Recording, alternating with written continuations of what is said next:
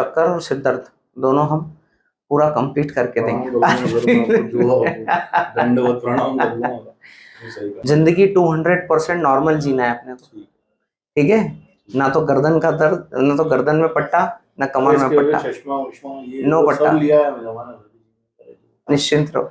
इधर हमने 25-25 साल, अभी तक लास्ट एक पेशेंट थी 35 साल पुराना सिर दर्द था, 10 सिटिंग में खत्म किया। सरदर्दी ही सबसे तो उनका भी